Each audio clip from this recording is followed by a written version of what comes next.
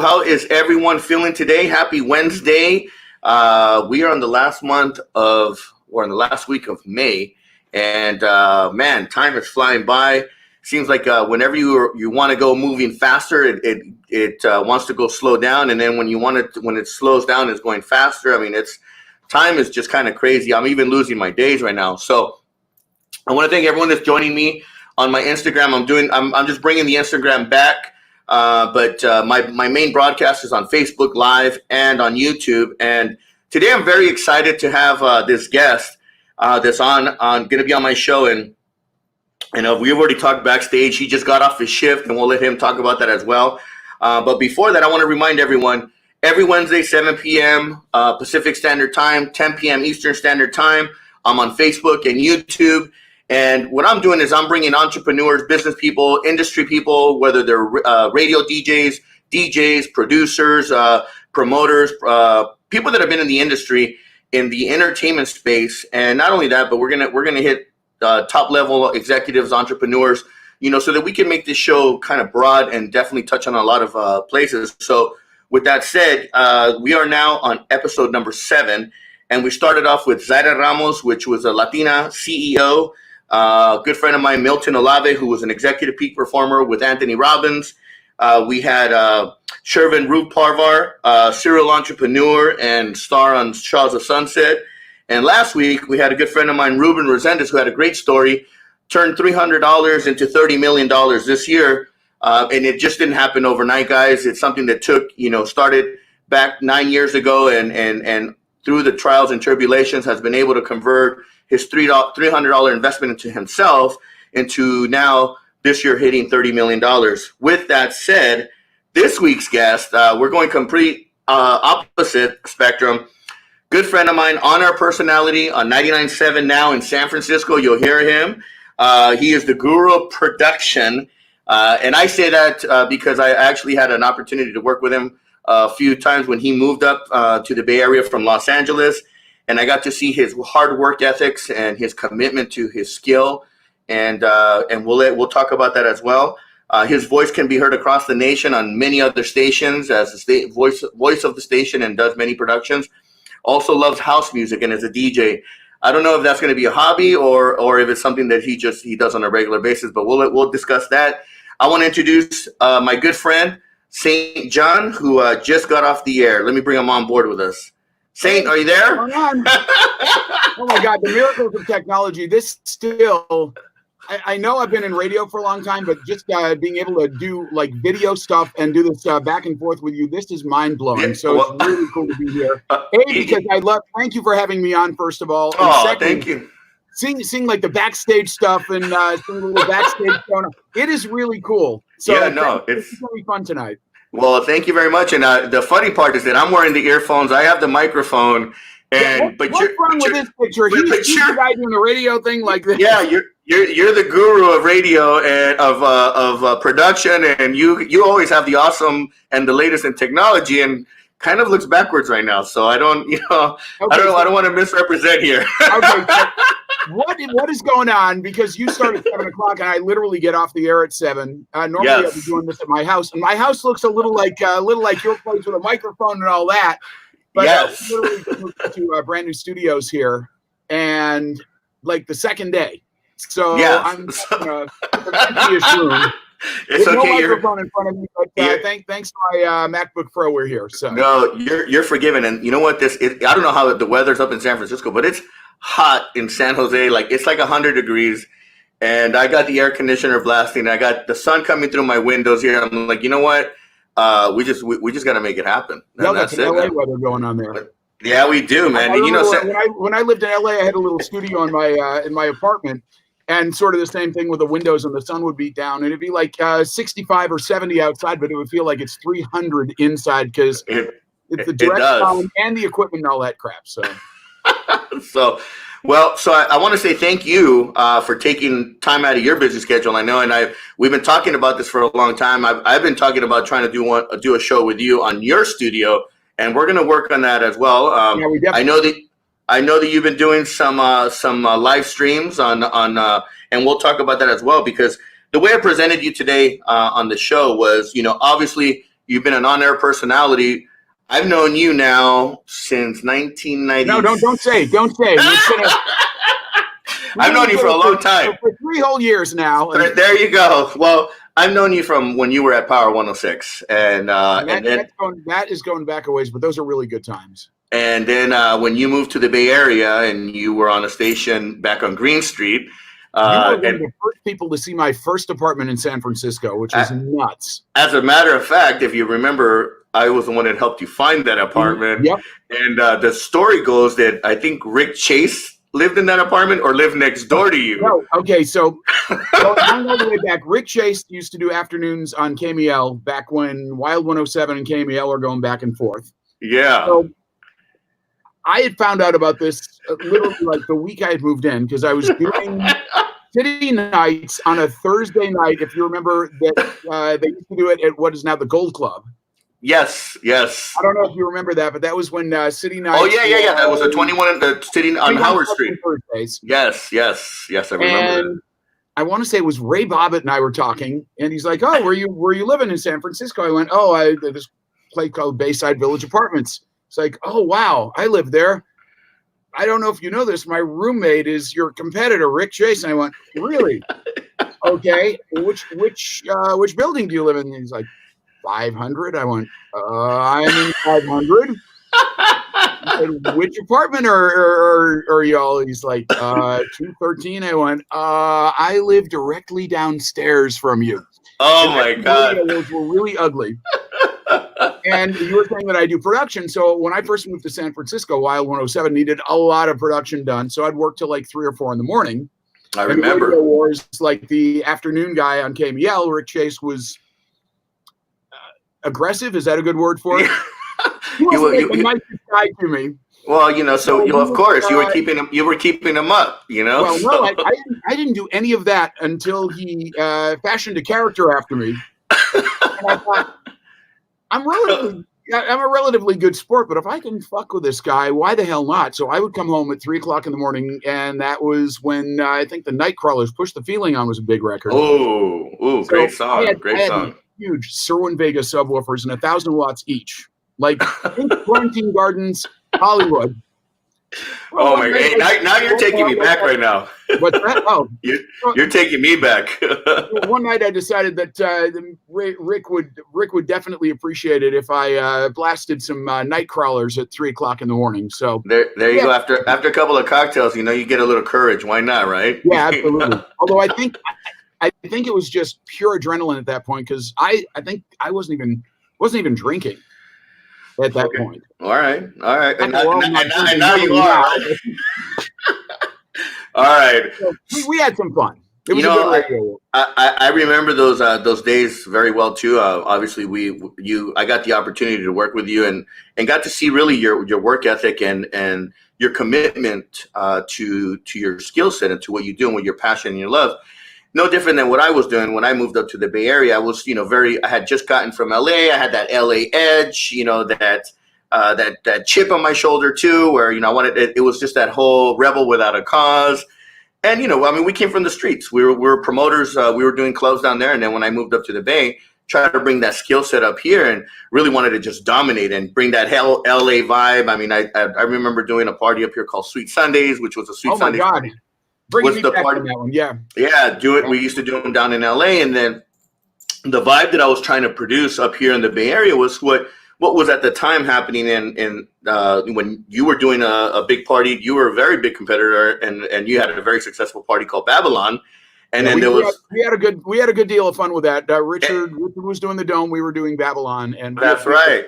What a fun little run. And then, and then Richard and Tony B were doing the Dome and all that. And, it was just fun. And so I wanted to recreate that vibe. And then when you ended up moving up here, I was like, oh man, there's someone to relate to. So, that's how we connected. And then it's been a long time, and it's been a long friendship that we've had. And so today I just wanted to like I told you, there's no script here. This is, I want to talk about St. John and talk about the things that you're doing. I know that you have a show as well. You do a political show. You're on the radio every day. I mentioned it. You're on 99.7 now.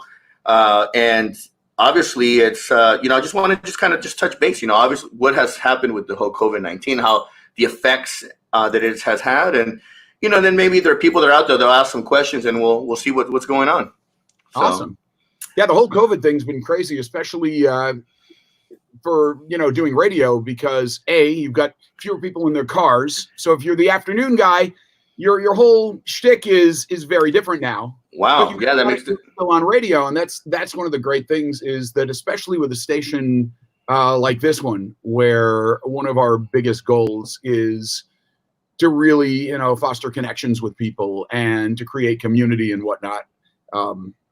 First and foremost, actually, which is really interesting, the station was purchased about 2 years ago by a company that really is all about just serving the community. Not that making money isn't a big contributing factor to what motivates people, but really the company that we're really fortunate to work for, right. Their first and foremost thing is giving back to the community, which I couldn't say about virtually any other company I've ever worked for. Like that might be 16th or 17th down on the list for some of these broadcasters.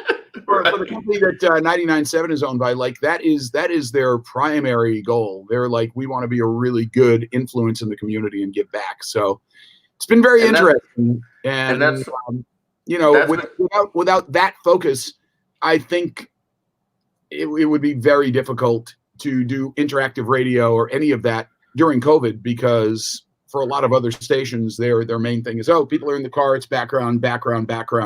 As long as ears listening now and then, it's fine. For us, the real thing is, making connection. Well, you guys obviously stream online as well, so you're assuming that people are going to listen to it at home, since they're out of their cars. But obviously, and the radio world, the music industry, and now entertainment has taken a big turn. Radio, obviously, people started to say, radio was a dying thing because the internet started, all the different radio stations and things that you can broadcast online. Right. But radio's been strong. It's still here. You're still here. People, there's a lot of great talent that's out there. Obviously, others have created their own stations or their own brands. And then you see the music industry. It's not the same like it was or the record labels or the labels. They aren't what it used to be in the past. And then now entertainment, with what has happened with COVID,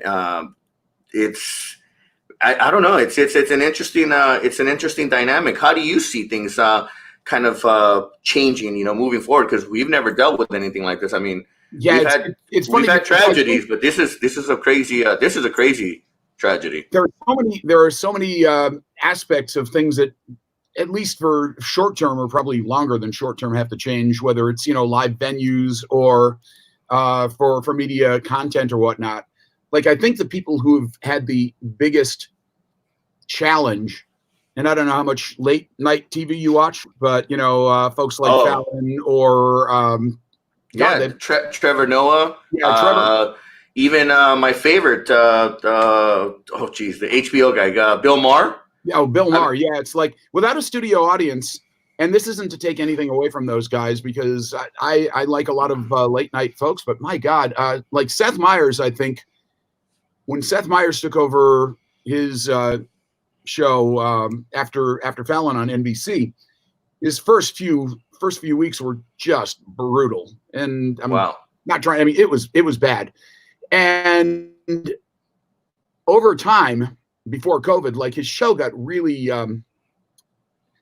it just gelled, and there was a thing with Seth Meyers where you do like this closer look segment, and was pretty focused on, obviously politics and obviously a lot of the Trump administration stuff. And he was cutting and funny. And honestly, without an audience, that stuff is really, really, really tough to make work, I think. Yeah, it's brutal. I mean, you're almost, you see it with Trevor Noah, you see it with Bill Maher, and even with Jimmy Fallon. If they feed off the energy off the crowd, I mean, it's when you have a crowd responding back to you and giving you that energy, you're going with the flow. You feel their energy. I mean, now you're just talking to a camera, and and one of the things that I did see creative of what they're doing with Bill Maher's show now is that they're actually playing the claps so that it's almost like he falls into character, into state. Like he on the punchlines, they hit the sound effects, and now you can kind of see that he's more relaxed because the shows they just get dry without the effects, the lights. I mean, and they look like shit too. They're not camera ready. So they you know, I mean, at least I'm putting some effort in here. You know, I got the lights going on. I don't have the makeup going on, but you know, we're trying here. You know, but yeah, when a nice backdrop though, you've got a really nice view of San Jose, so I would not argue with that. Yeah, no, thank you. I appreciate that. I'd have us facing that way, but the sunset's going down right now, so we'd get all the lights. Really bad shape.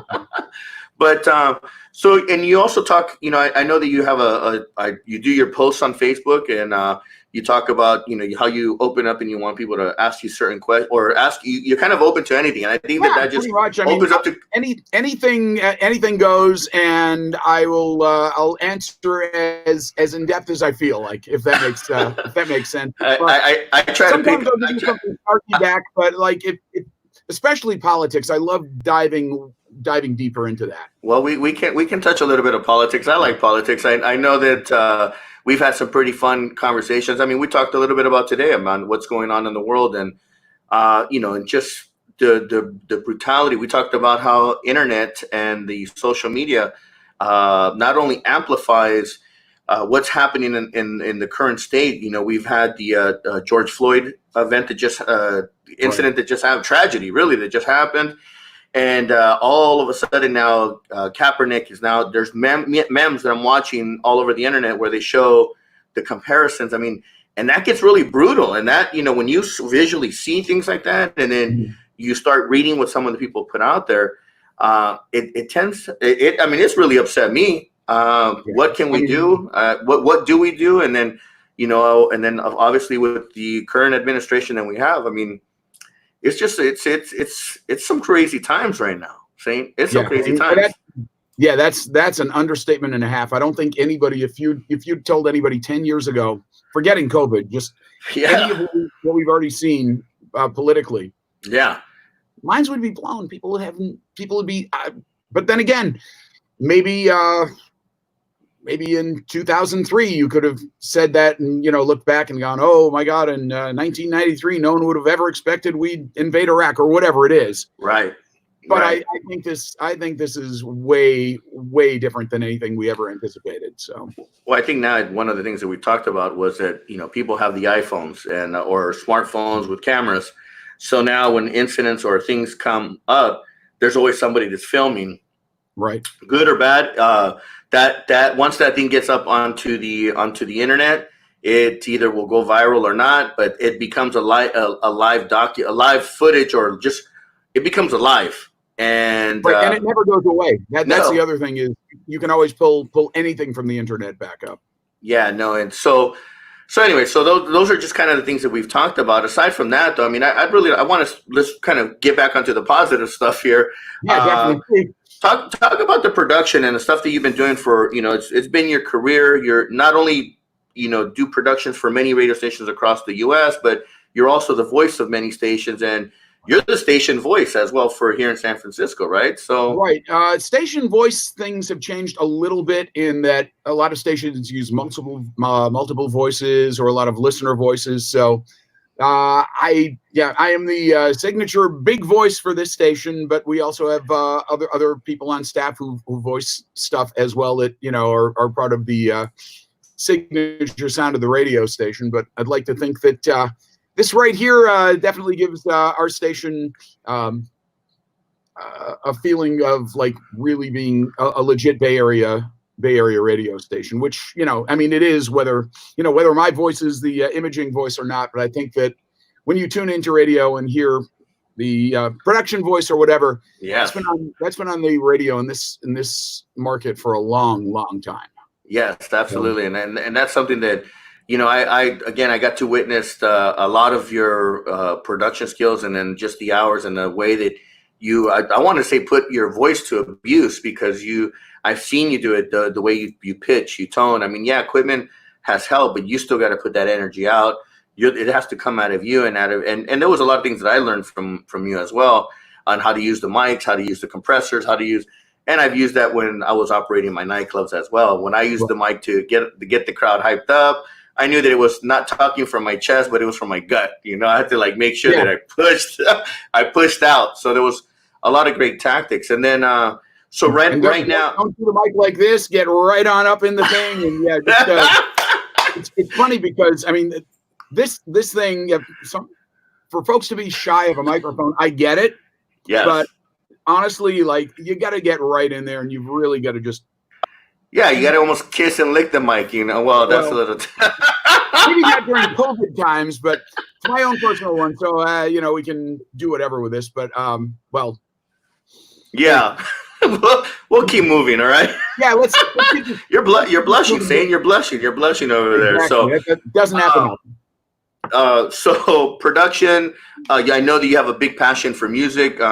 I don't know if you. I know that you did some remixes. Have you ever produced any of your own tracks? Or I mean, I know that you're DJing and music is one of your passions, and I know that you've had a great opportunities to play on some pretty big stages. So, talk to us about some of your music stuff. You know, your music stuff.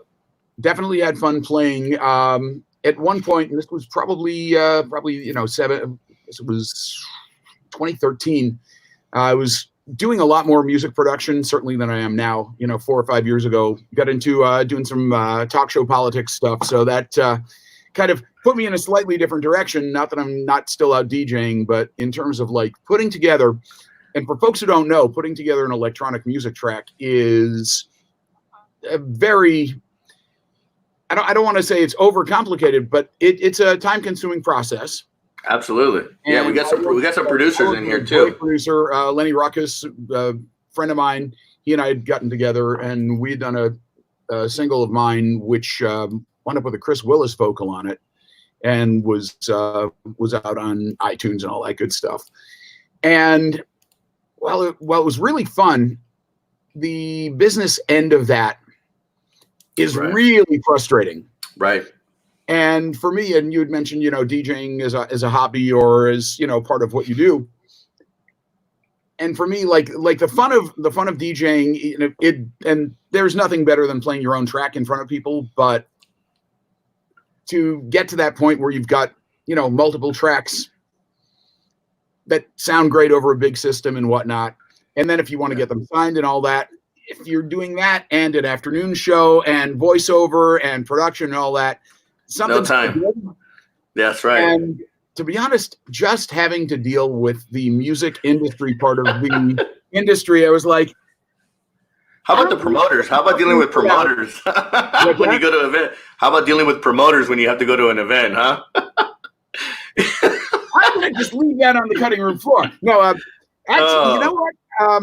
Here's the funny thing. I think looking back, if you go into a gig with a mindset, because I've seen people do it to themselves where they go in and expect, oh, well, this promoter, you know, they booked me, but they've got a bad reputation or whatnot. You kind of set yourself up on some level. Yeah. So if you go in with a different mindset, then you get a different result out of the people you're dealing with. Yeah. And also the other thing is, and this is a kind of a very LA thing, I think, although it may be a Bay Area thing too. And you and I have never, you know, had any issues about any of that stuff, time shift and whatnot. But like, there are a lot of people who, oh, do you want to come play for me? Yeah, I want to come play for you. Okay. And they go to the gig, but money hasn't been discussed, or when they get paid hasn't been discussed, or whatever. So it's then I thought it was a freebie. Like, hey, I thought you're doing it for the strength. You're doing it for the strength, you know. Mm-hmm. Oh, and there's that we thought conversation, or like that oh shit moment, you know. So I know exactly. But a lot of people just make the assumption that, oh, well, I'm a DJ and I got paid $500 to play at the Palace in Hollywood, so I should get $700 because your club is bigger or whatnot. Meanwhile, this guy is thinking, okay, I can put this guy on. I'm doing him a favor. So it's like you've got to have all that stuff worked out. Like the biggest issues promoter-wise, generally, although there have been times where you've got things worked out and things don't go well, but generally 90% of any issues with promoters or any of that stuff can easily be worked out, because you've just got to be upfront and go, look, I can't leave the house for less than, $20,000 or whatever it is. Yeah. Wow, you're expensive. I figured I'd pick a nice high number. I like that. I bought a new Lexus, damn it. So yeah, no, exactly. We got to pay the bills for the next 2 months, man. So, well, and you're right. A lot of I think as promoters, the early on ones, they started to graduate into becoming business people. We started to take, even myself. I mean, I had mentors. Luckily, when I moved from LA to the Bay, I had 2 great mentors. I had Britt Hahn in San Francisco that mentored me.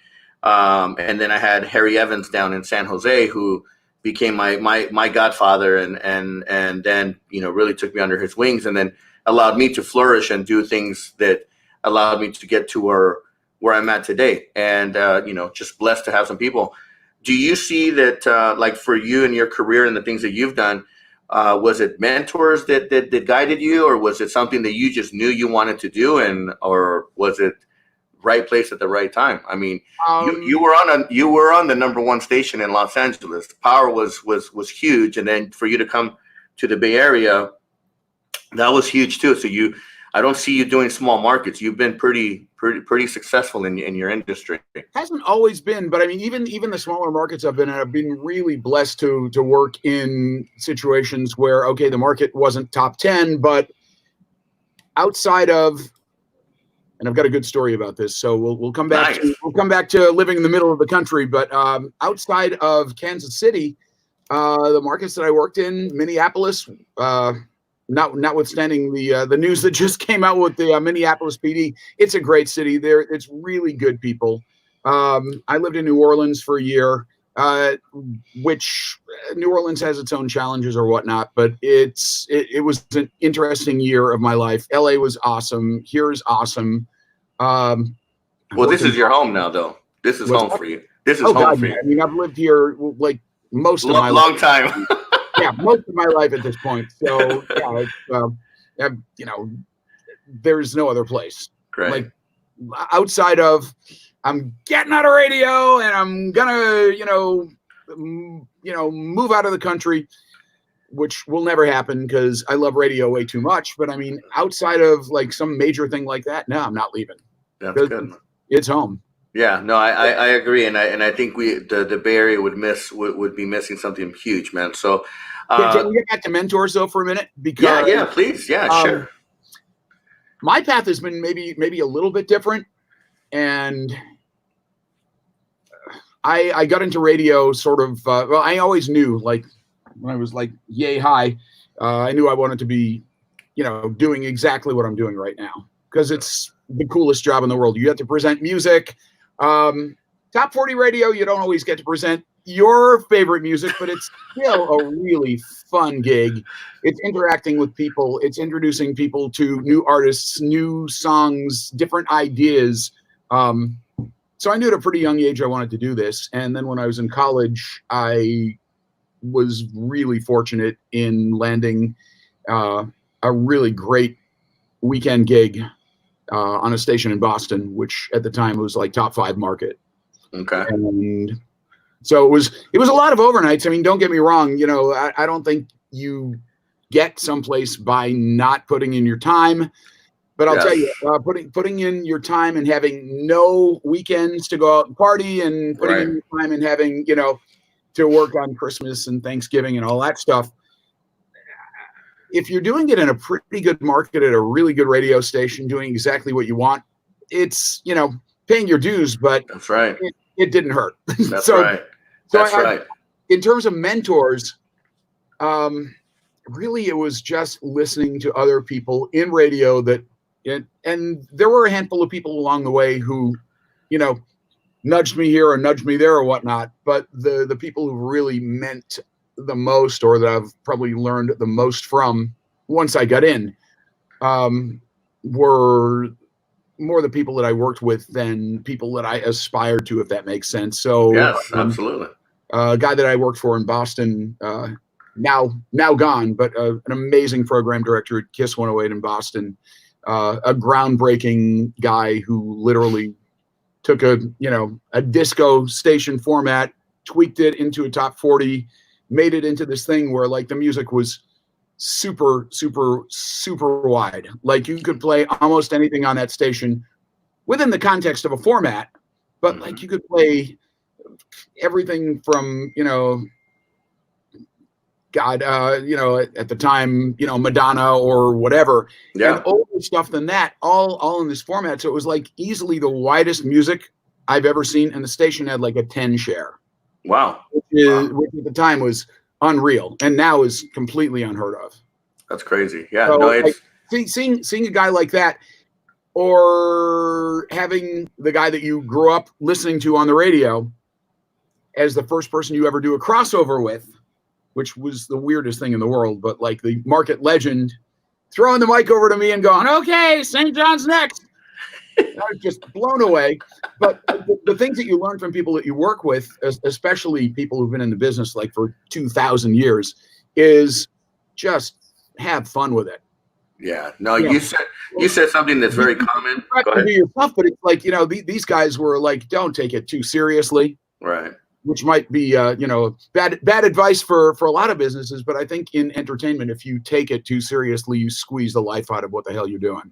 Yeah. And one of the things you just said, though, is it takes a lot of commitment. It takes a lot of time, energy, focus, and dedication. And that goes across with any business. And, the show, I have a lot of entrepreneurs, young, male, female. We got producers, music, DJs that are here. I'm watching them on their feed right now. One of the messages that I really continue to push is, you have to make a decision, you have to make a commitment, and you have to execute. Aside with all that, you have to have a lot of passion and love for what you do. And you just hit it, and we're in almost two different worlds right now. I'm in a different business than you're in, but still the common trait is hard work pays off. And it's not always glamorous. I didn't like having to pass out flyers in the middle of the night back in the day when we're flyering parking lots. But that we didn't have social media, so we had to do what we had to do in order to be on the cusp of on the edge, So that's what made us number one, and that's what made us get to where we're at. You mind if I add something to that really fast? No, please. Because you're talking about, flyers and, doing the hard work. Yeah. I've never seen anything that I've put effort into, even if it's not directly related to what I'm doing, not pay off somewhere or somehow. You might be asked to do something that makes no sense, but you have to do it to get to the other side of whatever it is you're trying to achieve. And you'd be surprised that like any effort that you put in that adds to who you are, or adds to your experiences, always comes back as being valuable. And sometimes at the most unexpected times. That's one. And then the other thing, which is something that I'm more recently learning than from the past, but is anything that you do with good intention without any real reward always comes back tenfold at least. And you know what? If that motivates you to do good things, if looking at you just gave me chills. You gave me chills. What your motivations are, but I've never seen somebody not give back where it hasn't eventually come back either.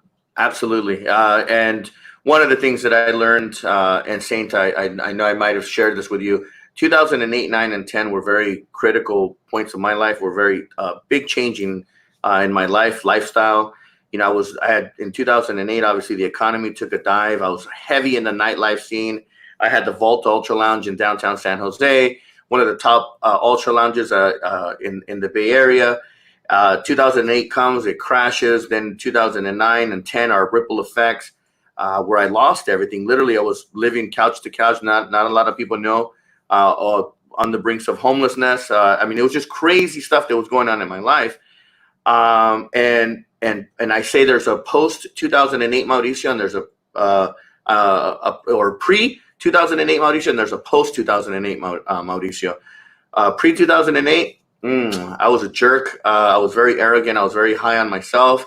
And then when the world humbled me, I realized that the person that I started to become, going through that humility, that humbleness, just that experience, one of the things that I learned, and I got a break, I didn't catch it until later on, was as I started to give more with good intention, not that like me intention. Mhm. The universe turned around, man, and it started giving me a lot of blessings. I mean, I get chills when every time I think of it. It just, like you said, when you give with good intent, you will receive tenfold in with good intent. If you give with bad intent, that bad intent is going to boomerang and come back. And I know that you've always been a giving person. I know that you've always been willing to help others so that they can become better with the intent of good. Just, there's Right. no like, you're just a very giving person. So yeah, I caught that, and that was just something that just is very cool, man. I just see that you're talking about it now. Thank you. Yeah, no, I mean, and to be honest with you, like I was saying, and it kind of goes a little against what you were saying, but my whole thing is whatever the motivation that somebody needs to do good things, do good things, because I think eventually it's almost addictive, if that makes any sense. Absolutely. So kind of like start where you are. Even if it's okay, I'm going to help this person because hopefully it'll somehow come back to me. Yeah. No, I'm not saying that that's a great motivator, but it's better than not helping somebody. Does that make sense? Absolutely. So, and yeah, I don't want to. I say, for anybody, if you ever have to question, should I do this? I think it's a good thing to do. Just do it. Just do it. Yeah. Knowing that eventually, you never learn anything that if you're learning good stuff, it will always come back to help you. And if you help people, you'll always have something to lift you up. Yeah. One of the things, one of my mentors, Stedman Graham, that's Oprah's other half. I've been working with him last couple of years. And one of the things that he taught me was two things. One, in order to lead others, you must learn to lead yourself first. And number two is and a part of that leading yourself and others is that you have to learn to love yourself before you can love others. And once you have that dialed in, you do things with love and with good intentions. And that's where you get to see really, some just some magic happen. Hey, by the way, really quick, we got to give a couple of shout outs. We got David Garcia just jumped on. We got Adrian Gadar. We got Eddie Santana here. We got the house music crew that's jumping on here. Right. So I'm not trying to go deviate, but I just want to acknowledge everybody that's jumping on board right now. It's like they're a little late, but hey, we'll give them credit, right? Well, for the DJ world, sometimes a half an hour late's actually half an hour early. So my first experience, I can say, while David's on here, was when we started. Yeah, when we started House Nation back in the day. I know that there was another Nocturnal Transmission was another house show, and then man, we go way back, man. We go way back. Are you still doing House Nation? What's going on with the shows? House Nation has been on hiatus a little bit. I think it needs to come back out. Where we are with COVID right now is a good time to start rethinking what we want that to sound like. Yeah.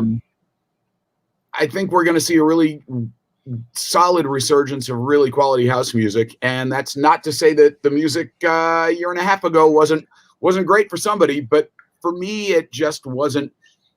It was very hard to put together a cohesive show that still had the feel of what it was that really made me excited. Yeah, if that makes sense. Yeah, so no, absolutely. We're taking a little hiatus, but we will bring it back because there's a lot of really great music out there right now. I think one of the things that's happened too with this whole what we're dealing with right now is a lot of the DJs are going to come down to earth now, because it was very hard to get great talent to be on your shows or to give you mixes or to be a part of it, because it just seemed like everyone just blew up and just was unreachable. And I mean, look at what's happening this year. There's no Vegas series going on of anything. There's no festivals of anything.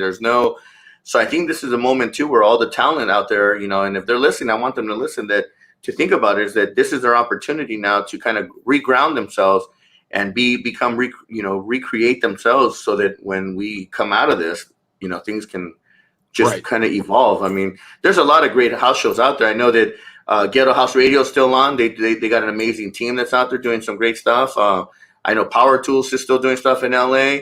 I think we need a show in the Bay Area. I think we need a show in the Bay Area. We're definitely Like I might have to become an executive producer there with you. You know, just throwing that out there.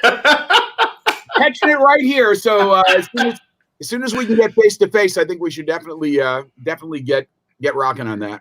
Absolutely, And to absolutely. be honest with you, I think the good thing with this COVID shelter in place, quarantine life, whatever we want to call it, is the fact that we are seeing a lot of DJs, big names or some local favorites or whatever, doing some really cool live stream stuff. Yes. And Yes. as great Yes. as going to EDC, Coachella, you know, fill in the blank festival is,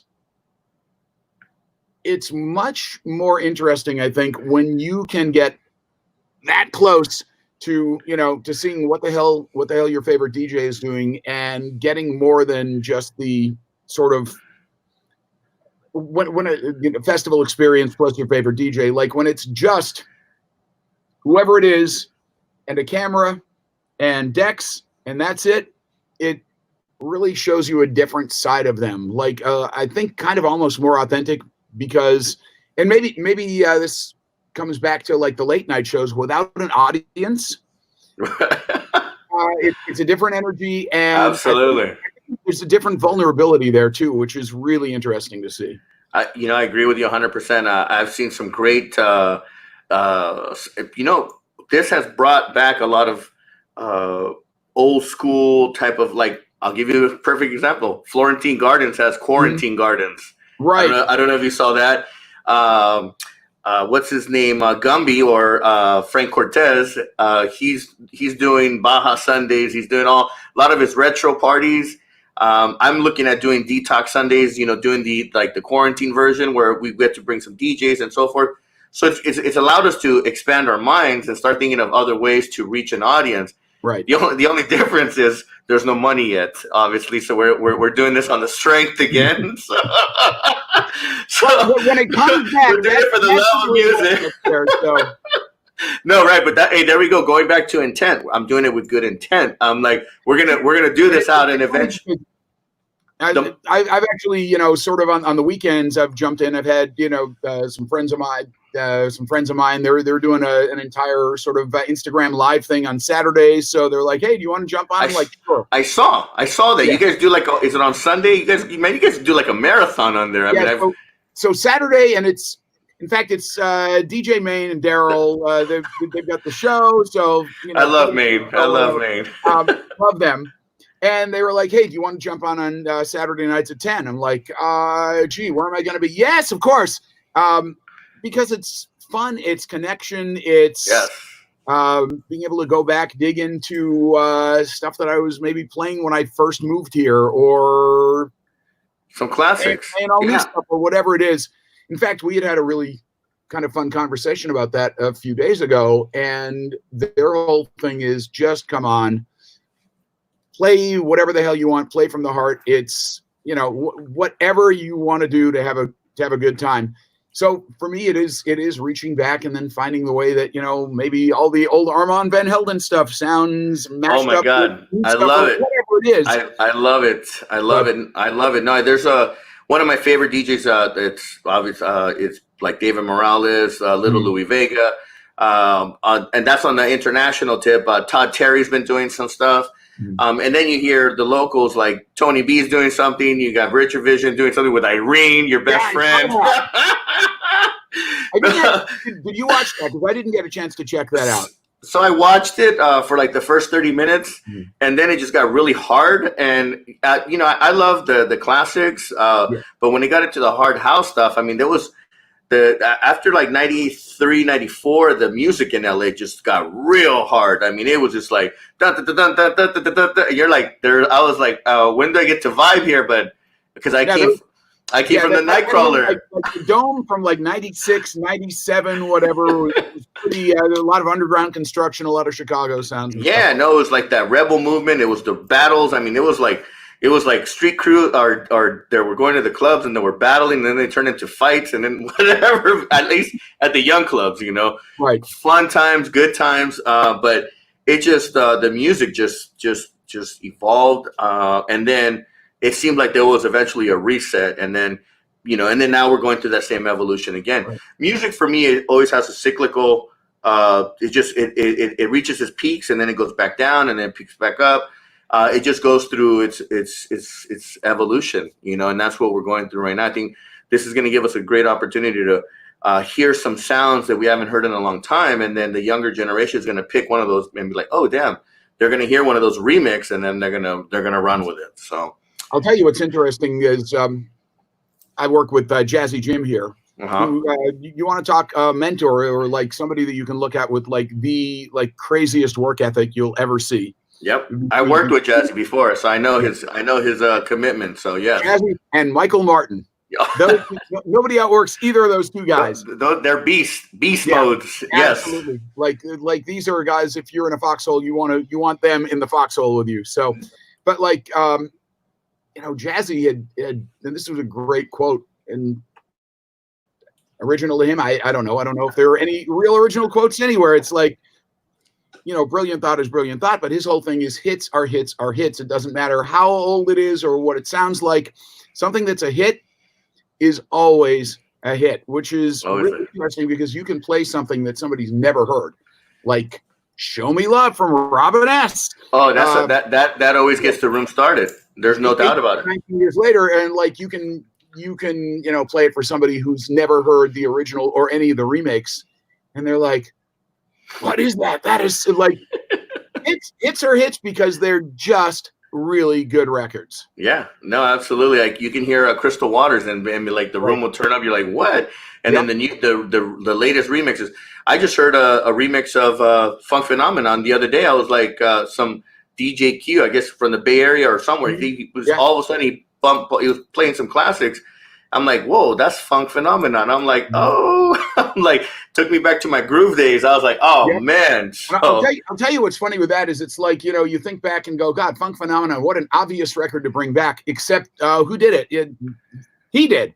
Yeah. So it's like after the fact, hearing a remake or a remix or whatever, you're like, oh my God, that's so obvious that there should have been a remix of that. But it's not obvious until you hear somebody else do it sometimes. That's right. If that makes any sense. Yeah, there's a lot of great talent out there. There's a lot of great music. And I see there's people in here. Hey, Felipe Avalar's in now. He just said Nightcrawlers. Felipe's in here. Adrian Godar's in here. Your boy Adrian. Adrian! We're having a reunion in here, man. This is definitely a good one. I love to think of the things that we've done in the past and the accomplishments and the things that we pioneered and paved the way for the people that are where we're at today. I think now what's going to happen with this reset that we're going through, and I call it a global reset because I try to label it in other ways to try to get my mind off of the craziness. Right. But I see that there's going to be a lot of great opportunities, and I think that a lot of people that are sharpening themselves right now, that are preparing for when, I don't want to call it the new normal either. When things just start to smooth and we start to just live life again, I think that there's going to be a lot of great opportunities. I think entertainment is going to come back strong in 2021. I think we just got to get over this election. I think a lot of this craziness is also being driven by not just our elections, but by the global setting of the world right now. This stuff has been brewing, man. I hate to be that guy, but I'm not convinced that November is gonna be a whole lot different. I'm not there yet. I hate to be that guy, but now I'm not seeing it yet. Yeah, well, maybe with Biden's VP pick, we're going to see something different. But maybe, and it's kind of scary to go down that thought process right now because, but again, we're not in control of this. There's been other things that have happened, other pandemics. I was watching the other night on Bill Maher. They had a guy that wrote on the post talked about. The different pandemics, and they classified the war, the Iraq war was a pandemic, the 2000 Y2K was a pandemic, the 9/11 was they're all versions of a pandemic, and they just seem to be falling during these times when the elections are happening. Again, I don't want to jump into conspiracy theories. I want to have a good time here. I also want to wrap it up soon because I know we've been on here 50 minutes, and I told you time is gonna like 5. Why does it feel like we've been on for 5 minutes? I told you time is gonna fly real quick. And again, I really do appreciate, especially coming off of your shift, joining us this evening and and getting to see all the people. You'll see that when you visit the site later on, all the people that have commented, joined, that have watched it. This thing will get so many thousands of views after. So it just feels good to see it, because now everybody's on live and doing their own shows. So we're all competing for times now. So like the other DJs fighting for time slots. Yes, that was I don't want to call out the DJ, but he made a comment and he's like, hey, listen, just because I'm not watching your show because I'm on my show doesn't mean I'm trying to start a battle. I'm like, are these guys really talking about this stuff? I'm like, and they're blasting each other. I saw that comment actually. I started. Can we bring it back to positivity? Yes. You said that Eddie's on and David Garcia's on and Felipe's on and Adrian's on, and I don't want to miss anybody, but you were talking about mentors and success, and I can honestly say that any success that I have had has not come solely from one person. It really is like, what's the get by with little help from your friends. That's really true. There's not a single person who's watching this right now that I don't owe a debt of gratitude to.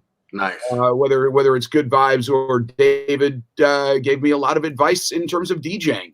I can tell you right now, I wouldn't have probably played some of the trancey stuff or some of the progressive stuff that I had delved into without him going, hey, this seems like your groove, go for it. Yeah. And it really was a good head reset. Listen to your friends, listen to people. When I talk about, Michael and Jazzy, for instance, would I be sitting here in San Francisco, all this time later without working with the best people and without feeling like I've been supported for a long time? No, absolutely not.